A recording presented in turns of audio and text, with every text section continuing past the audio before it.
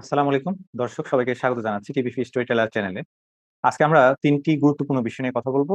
তিনটির মধ্যে একটা বিষয় আমরা একটু দেরিতে কথা বলছি, যেটি গতকাল রাতেই আপনারা সবাই অবগত হয়েছেন যে স্বৈরাচার সরকারের একজন ভূমিমন্ত্রী চৌধুরী সাহেব, তিনি এবং তার বিষয়ে তার মানি লন্ডারিং বিষয় নিয়ে একটা দীর্ঘ রিপোর্ট বা ইনভেস্টিগেটিভ ডকুমেন্টারি পাবলিশ হয়েছে আল জাজিরাতে। এবং মিনিস্টার্স মিলিয়নস, এই যে ইনভেস্টিগেটিভ রিপোর্টটি আমরা গতকাল থেকে সবাই শুনছি এবং সেটি নিয়ে আলোচনা হচ্ছে, যেখানে মানে আহ, কি পরিমাণ দুর্নীতি বাংলাদেশ থেকে হয়েছে গত 15 বছরে তার কিঞ্চিত আলামত এই ডকুমেন্টারির মাধ্যমে আমরা গতকালকে রাতে অবগত হলাম। এবং সেটির জন্য আল জাজিরাকে অবশ্যই আমরা পূর্বের মতো আবারও ধন্যবাদ জানাই এবং কৃতজ্ঞতা প্রকাশ করি যে আল জাজিরা আমাদের সামনে যে বিষয়গুলো নিয়ে এসেছিল এর পূর্বেও আহ, হ্যাঁ, শেখ হাসিনাজ ম্যান নামে আরো একটি ইনভেস্টিগেটিভ ডকুমেন্টারি তারা পাবলিশ করেছিল গত প্রায় 2 বছর হয়ে গেছে। সেই ডকুমেন্টারিটি পাবলিশ হওয়ার দ্বিতীয় যে ডকুমেন্টারিটি আমরা এখন দেখলাম, যেটি পাবলিশ হয়েছে গতকাল রাতে, সেখানে চৌধুরী সাহেবের অর্থাৎ ভূমিমন্ত্রী, সাবেক ভূমিমন্ত্রী যিনি যিনি এই মুহূর্তে পলাতক রয়েছেন, কোন দেশে রয়েছেন এটি সুস্পষ্টভাবে এখনো পর্যন্ত জানা নেই, কিন্তু তার বাংলাদেশ থেকে হাজার হাজার কোটি টাকা পাচার করে তিনি দুবাই, ইউকে এবং ইউএসএ তে যে সম্পদের পাহাড় গড়েছেন সে বিষয়টা নিয়ে আপনারা সবাই চাইলে আল জাজিরাতে রিপোর্টটি দেখতে পারেন। মিনিস্টার্স মিলিয়ন্স, এই ইনভেস্টিগেটিভ ডকুমেন্টারি আপনারা দেখতে, এটা শুনলে আপনারা বুঝতে পারবেন যে আসলে সরকারের যদি একজন মন্ত্রী যদি এত হাজার হাজার মিলিয়ন আহ, ডলার বাংলাদেশ থেকে পাচার করে এবং মানি লন্ডারিং করে অবৈধ পন্থায়, সে অবৈধ সম্পদের পাহাড় গড়ে তোলে বাইরের দেশে, তাহলে তার অন্যান্য এমপি মন্ত্রী সহ আমলা যারা রয়েছে তাদের কি পরিমাণ সম্পদের তারা মালিক বনে গিয়েছে।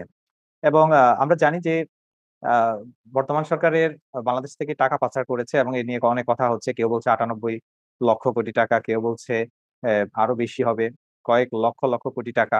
হ্যাঁ, তো যেটি হোক না কেন, মূল কথা হচ্ছে বাংলাদেশে যে ইনফ্লেশন দেখতে পাচ্ছি, অর্থাৎ আপনি যদি বাংলাদেশের জিডিপির আকারের দিকে চিন্তা করেন, সেদিকটা বিবেচনা করলে বুঝতে পারবেন খুব সহজেই যে বাংলাদেশের কয়েক বিলিয়ন কোটি টাকা কিন্তু আহ, বাংলাদেশ থেকে পাচার হয়ে গিয়েছে। এবং এটার কারণেই মূলত বাংলাদেশে উৎপাদন যতটুকু হয়েছে, উৎপাদন কিন্তু বৃদ্ধি পেয়েছে। উৎপাদন বৃদ্ধি পাওয়ার পরও কিন্তু আমাদের দেশের মানুষ দ্রব্যমূল্য আহ লাগামের মধ্যে কিন্তু তারা ক্রয় ক্ষমতার মধ্যে তারা সেটি পায়নি। অর্থাৎ উৎপাদন বেড়েছে কিন্তু দেখা যাচ্ছে যে তারপরেও ওই একই দ্রব্য, একই পণ্য অধিক দামে তাকে কি ক্রয় করতে হয়েছিল।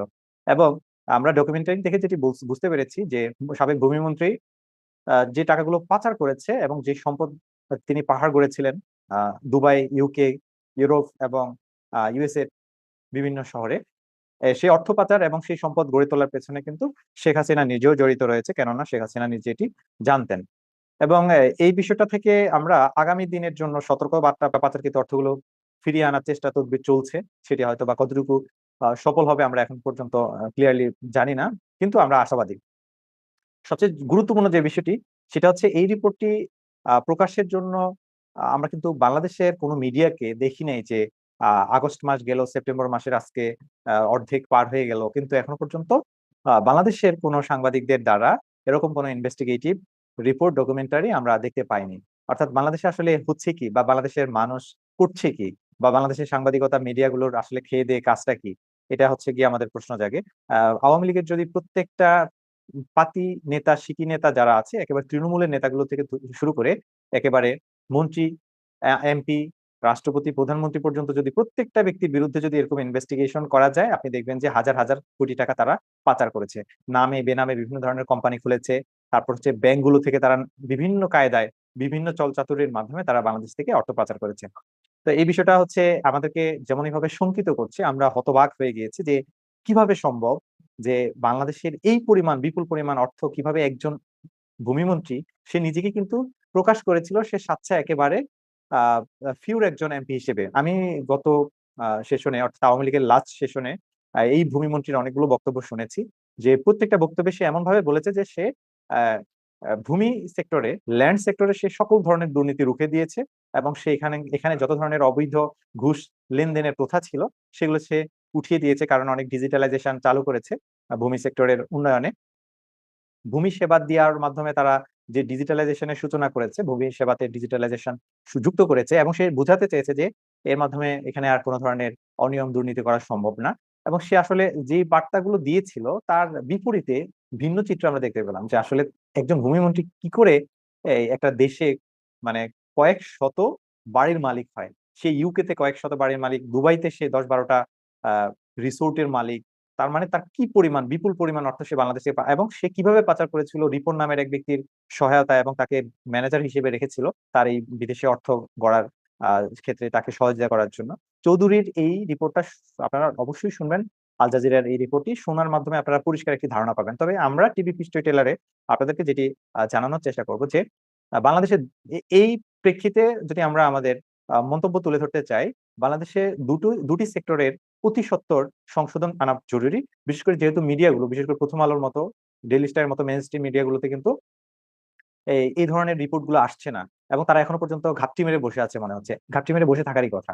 গত 15 বছরে যে সকল সাংবাদিক, রিপোর্টার এই যে প্রতিষ্ঠানগুলোতে বা মিডিয়া সেক্টরে তারা যেভাবে ঢুকেছে, তারা কিন্তু এখনো পর্যন্ত এখান থেকে সরেনি। তারা কিন্তু তাদের নিজ তবিয়তে বহাল রয়েছে। যদিও কিছু কিছু সাংবাদিকের বিরুদ্ধে মামলা করা হয়েছে, তাও আবার সাংবাদিকদের বিভিন্ন ফোরাম সেটা নিয়ে বিক্ষোভ করছে। তারা বলছে যে যদি সাংবাদিকদেরকে এরকম হয়রানি করা হয় কিংবা তাদের বিরুদ্ধে ঢালাওভাবে মামলা দেওয়া হয়, তাহলে সেটি নাকি মুক্ত গণমাধ্যম বা মুক্ত আহ আলোচনার ক্ষেত্রে কিংবা বাক স্বাধীনতার ক্ষেত্রে নাকি এটি ব্যারিয়ার হিসেবে কাজ করবে, বা কিংবা বাংলাদেশের গণতান্ত্রিক প্রক্রিয়া ব্যাহত হবে, নানা ধরনের কথাবার্তা বলছে। অথচ তাদের দ্বারা কোনো ধরনের দেশের উপকারে আসে এমন কোনো রিপোর্ট এখনো পর্যন্ত পাবলিশ হচ্ছে না। যে দু একজন কাজ করছে সেগুলো আসলে স্ট্যান্ডার্ড বলতে কিছুই নেই, মানে ইনভেস্টিগেশন বলতে সেখানে আসলে কিছুই নেই। তো কাজে এই মিডিয়াতে অতি সত্বর সংস্কার আনা জরুরি, কারণ এই সকল রিপোর্ট যদি পাবলিশ না হয় তাহলে কিন্তু ইনভেস্টিগেশন করা কিংবা তাদের বিরুদ্ধে ব্যবস্থা নেওয়াটা অত্যন্ত কঠিন হয়ে পড়বে। এই তথ্যগুলো, এই রিপোর্টগুলো প্ল্যাটফর্ম থেকে এগুলো কিন্তু প্রকাশ পেতে হবে, যাতে করে যারা অনুসন্ধানে রয়েছেন, যারা দুর্নীতির বিরুদ্ধে জিরো টলারেন্সে নেমেছেন, তারা যাতে সঠিকভাবে তাদের আইন প্রয়োগ করতে পারে। আজকের এখানে দ্বিতীয় আলোচনা সেটি হচ্ছে এই যে ভারত বাংলাদেশের সম্পর্কের মধ্যে কিছুটা সব বিনয়ের একটা পরিস্থিতি বা ভাব আমরা দেখতে পাচ্ছি, বা নমনীয়তার একটা ভাব দেখতে পাচ্ছি। এটা নিয়ে অনেক অনেক কথা বলছেন, এবং আমরা আমাদের পূর্বের ভিডিওতেও কিন্তু বলেছি যে ভারত বাংলাদেশ সম্পর্কের মধ্যে ভারত আগের চেয়েও কিছুটা বিনয় হয়েছে। এবং এই বিনয় ভাবের পেছনে আমি যেটি বুঝতে পেরেছি, আমার যতটুকু পর্যালোচনা, সেটি হচ্ছে তারা বাংলাদেশ থেকে যে রিপোর্ট গুলো তারা সাধারণত পেয়ে থাকে, সেগুলো হিন্দু সম্প্রদায়ের বিভিন্ন ধরনের কমিটি রয়েছে, বিভিন্ন সংস্থা রয়েছে, তাদের কাছ থেকে তারা একটা মোটের উপরে একটা রিপোর্ট, তাহলে এই সংস্থাগুলো থেকে যে রিপোর্ট পায় সেটি কিন্তু পর্যালোচনা করে ভারত সাধারণত বাংলাদেশের সাথে যে কোনো পরিস্থিতিতে যে কোনো পদক্ষেপ নেওয়ার জন্য তারা সিদ্ধান্তে এগিয়ে আসে। এটা হচ্ছে একটা দিক, ভারতের সাথে বাংলাদেশের সম্পর্কের ক্ষেত্রে এই ধরনের রিপোর্টগুলো অত্যন্ত গুরুত্বপূর্ণ। ইতিমধ্যে বাংলাদেশে অবস্থানরত বা বাংলাদেশে বসবাসকারী আমাদের ভাই কিংবা আমাদের প্রতিবেশী কিংবা আমাদের আপনজন মনে করি আমরা, আমাদের সংখ্যালঘু যারা রয়েছেন বাংলাদেশে বসবাস করছেন, তাদেরকেও এই মাটি মানুষের সন্তান। আমরা যেভাবে এই মাটি মানুষের সন্তান, তারাও এই মাটি মানুষের সন্তান।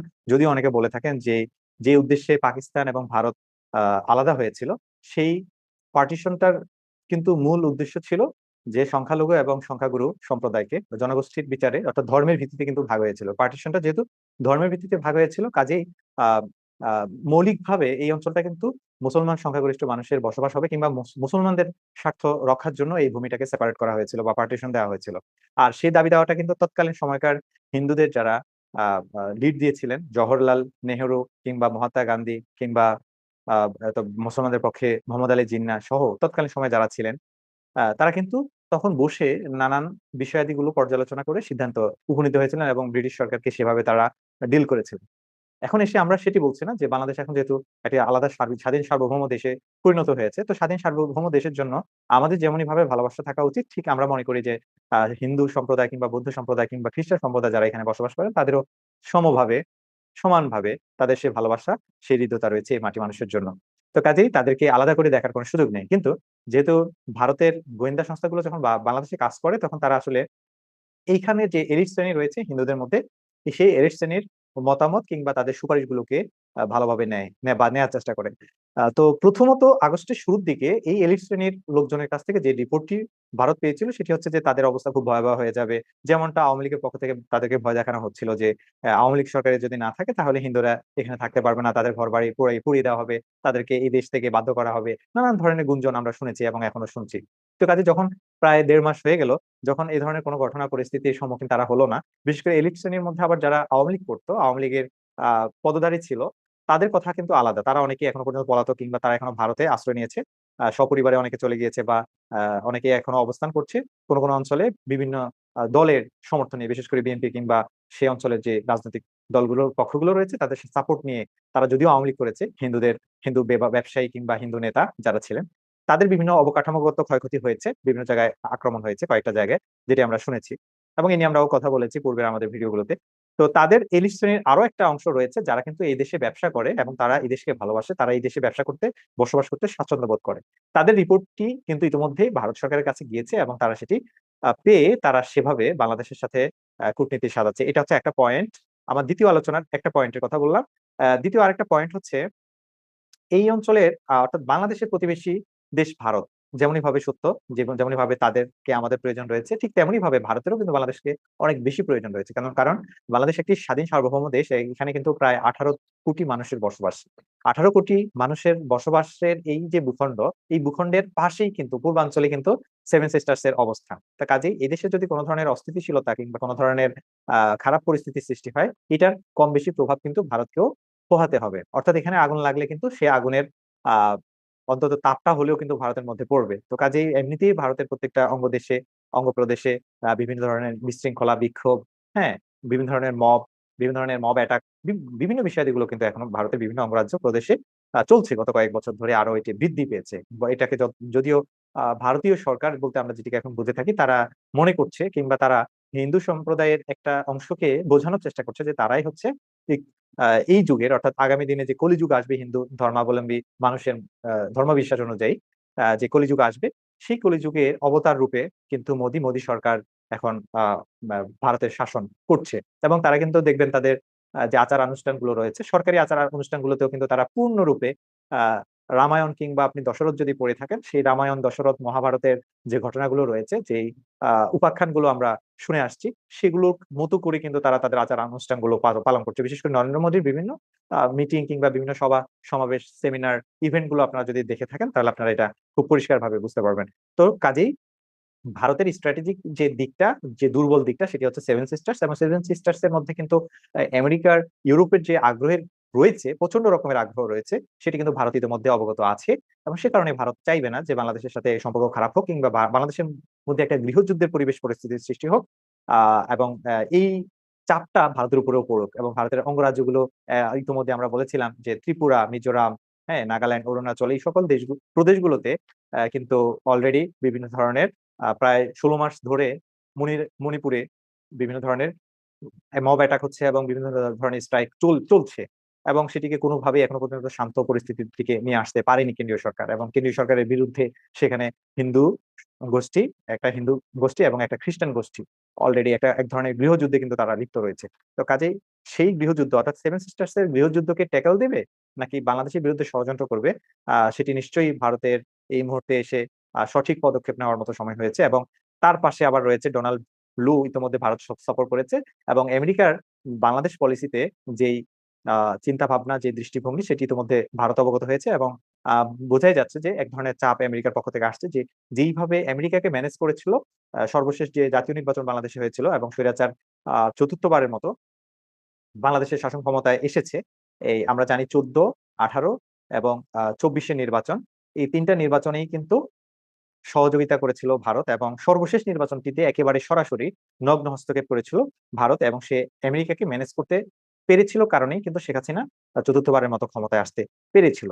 এখন এই বিষয়টা কিন্তু আর ভারতের হাতের নাগালের মধ্যে নেই, কারণে ভারত কিন্তু একটা নতুন ডিপ্লোমেসিতে যোগ দিচ্ছে।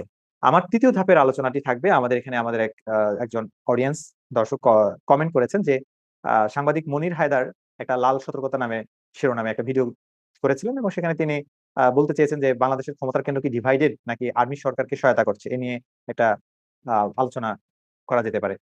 এই বিষয়টা নিয়ে যদি বলি যে সুদানের পরিস্থিতি এবং বাংলাদেশের পরিস্থিতি, দুটো নিয়ে আপনি হয়তোবা শঙ্কা কিংবা সমালোচনা করতে পারেন, কিন্তু দুটোর ভৌগোলিক ভূরাজনীতি একেবারে আলাদা। সুদান একটি আফ্রিকান দেশ এবং সেখানকার আশেপাশে যে দেশগুলো রয়েছে, সেই দেশগুলোর প্রেক্ষাপট কিন্তু বাংলাদেশের মতো না। এবং সুদানের কিন্তু একটা দুর্বল একটা গণতান্ত্রিক সরকারকে বুরহান এবং সামরিক জাদ্রেল বলা যেতে পারে। সে বুরহান এবং হেমদেন, তারা দুটি পক্ষ তৈরি হয়েছিল। যদিও প্রথমে তারা একসাথে কাজ করেছিল, কিন্তু পরবর্তীতে তারা সেপারেট হয়ে একটা গৃহযুদ্ধের পরিস্থিতি সৃষ্টি করেছে সুদানে, এবং এটার দিন দিন গৃহযুদ্ধটি খুব সংকটময় পরিস্থিতি সৃষ্টি করছে সুদানে, এবং এটাকে ইন্ধন দিচ্ছে সর্বতভাবে ইহুদিরা। এবং সেখানে মিশরের প্রেসিডেন্ট আল ফাতাহ সিসি, তার একটা বড় ধরনের হাত রয়েছে, কারণ আল ফাতাহ সিসির আবার কলেজের ফ্রেন্ড হচ্ছে গিয়ে বর্তমানে যে দুটি পক্ষ, সামরিক যে দুটি পক্ষ সুদানের গৃহযুদ্ধের জন্য দায়ী, বা তারা যে অবস্থান করছে এখন একটা মারমুখী অবস্থানে, যুদ্ধমুখী অবস্থানে তাদের গত 2023 সালের মাঝামাঝি থেকে এখনো পর্যন্ত চলছে। সেখানে আল ফাতাহ সিসি একটা পক্ষকে সাপোর্ট দিচ্ছে। আল ফাতাহ সিসি সাপোর্ট দেওয়া মানে হচ্ছে সেখানে ইহুদিদের বড় ধরনের একটা সমর্থন থাকা। এবং সুদানে যদি এই পরিস্থিতি ধরে রাখা যায়, তাহলে কিন্তু এটা থেকে লাভবান হওয়ার সম্ভাবনা সবচেয়ে বেশি হচ্ছে ইসরায়েলের। এবং ইসরায়েল ফিলিস্তিন ইস্যুটাকে কিন্তু অনেকভাবে মোটিভেট করা যায় সুদানের যদি যেটি আমরা বলছিলাম যে সুদানের এই পরিস্থিতির সাথে বাংলাদেশের পরিস্থিতি মেলানোটা ঠিক হবে না। তবে বাংলাদেশকে বা বাংলাদেশের বর্তমানে যারা সরকারে রয়েছেন তাদেরকে এই তাদের ডিপ্লোমেসি তৈরির ক্ষেত্রে এবং ইন্টারনাল সমস্যাগুলোকে সলভ করার ক্ষেত্রে তাদেরকে বৈশ্বিক পরিস্থিতিগুলোকে অবশ্যই মাথায় নেওয়া প্রয়োজন রয়েছে। এবং শুধুমাত্র যদি মনে করি যে আমাদেরকে যারা ঋণ দিচ্ছে এখন বড় বড় তহবিল নিয়ে এগিয়ে আসছে, ওয়ার্ল্ড ব্যাংক এগিয়ে আসছে, আমেরিকা এগিয়ে আসছে, জার্মান এগিয়ে আসছে, তারপর হচ্ছে এডিবি এগিয়ে আসছে, জাপান এগিয়ে আসছে, তাদের এই তো বড় বড় পরিমাণে ঋণ সহযোগিতার যদি আমরা দেখে আমাদের বর্তমান সরকার, অন্তর্বর্তীকালীন সরকারের ডক্টর ইউনূসের সরকার যদি বেশি আবেগী ভাবে চলে যায়, তাহলে কিন্তু সেটি হয়তো বা আমাদেরকে আরো সংকটে ফেলে দিতে পারে। ইতিমধ্যে তাদের অনেক ধরনের ভুল ভ্রান্তি ছিল এবং সেগুলোর খেসারত কিন্তু অলরেডি আমরা জাতীয়ভাবে দিচ্ছি। এবং ডক্টর ইউনূসের সরকার সরাসরি ভাবে এই যে সেনাবাহিনীকে নিয়ন্ত্রণ করতে পেরেছে কিনা সেটি যদি অনেকেরই প্রশ্ন রয়েছে, আমারও প্রশ্ন রয়েছে। আমিও মনে করি যে সেনাবাহিনীকে সে পরিপূর্ণরূপে নিয়ন্ত্রণ করতে পারেনি, এবং নিয়ন্ত্রণের জন্য যেভাবে তার আসলে সরকারে আসা উচিত ছিল সেটি করতে পারেনি। এই সমস্যাটা, অর্থাৎ যেই সমস্যাটা বলা হচ্ছে যে এখানে সুদানের মতো গৃহযুদ্ধের পরিস্থিতি কিংবা ক্ষমতার ভাগাভাগি বা ভাগ-বাটোয়ারা নিয়ে দুটি পক্ষের সৃষ্টি হবে কিনা, কিংবা দুটি সরকারের দুটি অংশ হয়ে যাবে কিনা যেটি বলা হচ্ছে, এটার সম্ভাবনা এই কারণে এখনো পর্যন্ত রয়েছে। যদিও প্রেক্ষাপটটা সুদানের মতো হতে হবে না, এটা নিশ্চিত করে বলা যায়। কিন্তু এখানে একটা সমস্যা বা একটা গোলযোগ হতে পারে আগামী দিনে। কেননা এখানে বিপ্লবী সরকার তৈরি হয়নি, এবং বিপ্লবী সরকার না হওয়ার কারণে এখানে সেনাবাহিনীর আ যথেষ্ট প্রভাব এখনো পর্যন্ত রয়ে গেছে। এবং আ যেটি আমরা বুঝতে পেরেছি যে ডোনাল্ড লু সহ যে আমেরিকান একটা টিম বাংলাদেশে এসেছিলেন গত কয়েকদিন আগে। সেই টিম কিন্তু যেভাবে ডিরেকশন দিচ্ছেন তাতে করে বোঝা যাচ্ছে তারা যেভাবে জানতে চাচ্ছেন পরিকল্পনা কি বা কিভাবে কাজ করবেন। তাতে করে বোঝা যাচ্ছে যে এখানে ডক্টর ইউনূসের সরকারে যারা রয়েছেন তারা আসলে ওই যে আমরা ১ম দিকে একটা ভিডিওতে বলছিলাম যে বাংলাদেশের মতো দেশগুলোতে আসলে লিড দেওয়ার মতো সেই যোগ্যতা সম্পন্ন, সেই বুদ্ধিমত্তার নেতার যথেষ্ট অভাব রয়েছে, এবং সেটি হাজার বছরে একজন নেতার সেরকম আমরা দেখতে পাই। তো সেক্ষেত্রে ডক্টর ইউনূস যে সেরকম একজন ডিপ্লোম্যাটিক, ক্যারিসম্যাটিক যে একজন নেতা সেটি আমরা কেউই মনে করছি না। এবং তার সাথে যাদেরকে নেওয়া হয়েছে এই সময়টা পার করানোর জন্য কিংবা ক্রান্তিকালের দেশকে রক্ষা করার জন্য, সেটাও বিপ্লবী সরকারের মতো করে হয়নি। সেটা অনেকটা, যেটা অনেকেই বলছেন যে এনজিও স্টাইলে হয়েছে। এবং সেটা আসলে কেন হয়নি এটা আমরা অনেকেই কম বেশি জানি। কারণ বাংলাদেশে যে গণঅভ্যুত্থান, গণবিপ্লব হয়েছে এটি ছাত্রদের হাত ধরে হয়েছে, এবং সেখানে জনতার যথেষ্ট সমর্থন ছিল। কিন্তু বিগত ১৫ বছরের যে জুলুম নির্যাতনের বিরুদ্ধে যারা যারা সচেষ্ট ছিল, যারা মাঠে ছিল, যারা নির্যাতিত হয়েছে, তাদেরকে কিন্তু এখানে এনে সুযোগ দেওয়া হয় নাই। অর্থাৎ একটা বিপ্লবী সরকারের যে ক্যারেক্টার থাকা দরকার সেটি কিন্তু আমাদের বর্তমান অন্তর্বর্তীকালীন সরকার এর মধ্যে নেই। এবং এটাকে অন্তর্বর্তীকালীন সরকার না বলে সে কারণে অনেকে এটাকে আন্তরিক সরকার বলতে চাচ্ছেন। যে তাদের মধ্যে আন্তরিকতা অনেক বেশি। কিন্তু তারা যে একটা গণঅভ্যুত্থানের মধ্য দিয়ে দেশের শাসনভার হাতে নিয়েছেন, সেই বোধ বুদ্ধিটুকু তাদের মধ্যে এখনো পর্যন্ত ওইভাবে দেখা যাচ্ছে না। এবং ছাত্র নেতৃত্বের দ্বারা দেশের শাসনের পরিবর্তন হতে পারে। কিন্তু দেশের শাসনভার তাদের হাতে তুলে দিয়ে জাতি নিশ্চিত থাকবে এমনটা কিন্তু ইতিহাসে কখনোই হয় নাই। কোন দেশে হয় নাই। এত সহজ না। রাজনীতি হচ্ছে একটা অভিজ্ঞতার জায়গা। রাজনীতিতে সবচেয়ে বড় পরিচয় হচ্ছে আপনার এক্সপেরিয়েন্স। এটি যাদের রয়েছে তারাই হচ্ছে দেশের শাসন করতে পারে। এটাই হচ্ছে সবচেয়ে একেবারে ক্লিয়ার কনসেপ্ট এই বিষয়টা নিয়ে। সেখানে সেই সুযোগটুকু যেহেতু পায়নি, সেই বিপ্লবী পরিবেশ সৃষ্টি করতে যেহেতু এই অন্তর্বর্তীকালীন সরকার পারেনি, এবং তারা যে বিপ্লবী সরকার সেটি যেহেতু তারা প্রকাশ করতে কিংবা সেটিকে সেইভাবে তুলে ধরতে পারেনি, কাজেই তাদের নিয়ে অনেক ধরনের সমস্যা সামনের দিকে হতে পারে, এবং তারা হয়তো অনেক ধরনের আরো বিশৃঙ্খলার মধ্যে দিয়ে আগামী দিনে যেতে হতে পারে। আমরা সেটি হয়তোবা এখনো পর্যন্ত নিশ্চিত করে বলা যায় না। তবে সমস্যা রয়েছে, সমস্যারও সম্ভাবনা রয়েছে, এবং সেটার জন্য যে পূর্ব পরিকল্পনার জন্য কথা আমরা আগেও বলেছি। যেখানে একটা গার্ডিয়ান কাউন্সিল হওয়া প্রয়োজন। যেহেতু বিপ্লবী সরকার আপনারা গঠন করতে পারেননি, কিন্তু আপনারা একটা গার্ডিয়ান কাউন্সিল তৈরি করুন। কিন্তু তারা হ্যাঁ, সেটার কিছুটা আংশিক উদ্যোগ এসেছে। সেটা হচ্ছে ৬ টি কমিশন গঠনের কথা বলা হয়েছে, টাস্ক ফোর্স গঠনের কথা বলা হয়েছে। বিভিন্ন সেক্টরে সংস্কারের জন্য বিভিন্ন ধরনের কমিশনের কথা বলা হয়েছে। কিন্তু সেই কমিশন আসলে যাদেরকে নিয়ে আসা হয়েছে তাদেরকে আমরা আ আ নেতৃত্ব স্থানীয় পর্যায়ের কাউকে দেখছি না, কিংবা রাজনৈতিক প্রতিনিধিত্বের কাউকে দেখছি না। ফলত সেই সংস্কার কতটুকু জনবান্ধব বা জন আকাঙ্ক্ষার আ আমরা জন আকাঙ্ক্ষা সেখানে দেখতে পাবো, প্রতিফলন দেখতে পাবো, সেটি এখনো পর্যন্ত নিশ্চিত করে বলা যায় না। সেটা হয়তো কমিশনগুলোর যে প্রস্তাবনা আসবে সামনে সেগুলো দেখে আমরা তখন বলতে পারব। তবে আমরা এখনো পর্যন্ত আশাবাদী না। আমরা এখনো পর্যন্ত কেউই আশাবাদী না যে তারা ভালো কিছু দিতে পারবে। এবং এই সময়ে খুবই দরকার ছিল যারা বিগত সময়ে সোচ্চার ছিলেন স্বৈরাচারের বিরুদ্ধে, তাদের মধ্য থেকে অন্তত ১০ থেকে ২০ জন আ ব্যক্তিবর্গের একটা সমন্বিত টিম বর্তমান সরকারকে সহযোগিতার জন্য প্রয়োজন ছিল। কিন্তু সেটি করার জন্য কোন ধরনের প্রয়াস, কোন ধরনের উদ্যোগ এখনো পর্যন্ত দেখা দেয়নি। হ্যাঁ, সুদানের মতো পরিস্থিতি হয়তোবা এখানে সৃষ্টি হবে না। তবে এখানে আ এক ধরনের স্নায়বিক আ কার্যকলাপ তৈরি হবে, যেগুলো বাংলাদেশের মানুষকে আপাতভাবে অনেক বেশি কষ্টে ফেলবে, এবং এই সংকট মোকাবেলার জন্য আমাদেরকে অনেক বেগ পেতে হবে। তড়িৎ উত্তরণ এখনো পর্যন্ত দেখা দিচ্ছে না। হয়তোবা অনেকে মনে করছেন যে নির্বাচন হয়ে গেলে কিংবা একটা নির্বাচিত সরকার যদি আসে তাহলে সম্ভব। হ্যাঁ, সেটির জন্য একটা পরিবেশ পরিস্থিতির প্রয়োজন রয়েছে। সেটির জন্য একটু অপেক্ষা করতে হবে। আবার আপনি অন্তত ৩ মাস অপেক্ষা করার পর এ নিয়ে বলতে পারবেন যে আমাদের অতি দ্রুত নির্বাচনের প্রয়োজন নাকি অতি দ্রুত সংস্কারের প্রয়োজন। সে বিষয়টা নিয়ে ৩ মাস পরে হয়তোবা একটি বক্তব্য দেওয়া যেতে পারে বা একটা মতামত আমরা দিতে পারব। সে পর্যন্ত সবাই ভালো থাকবেন, এবং আবারও আপনাদের নিকট অনুরোধ থাকবে, যারা আমাদেরকে দেখছেন তারা আমাদেরকে সাবস্ক্রাইব করবেন যাতে করে আপনারা নিয়মিত আমাদেরকে শুনতে পান। ধন্যবাদ সবাইকে।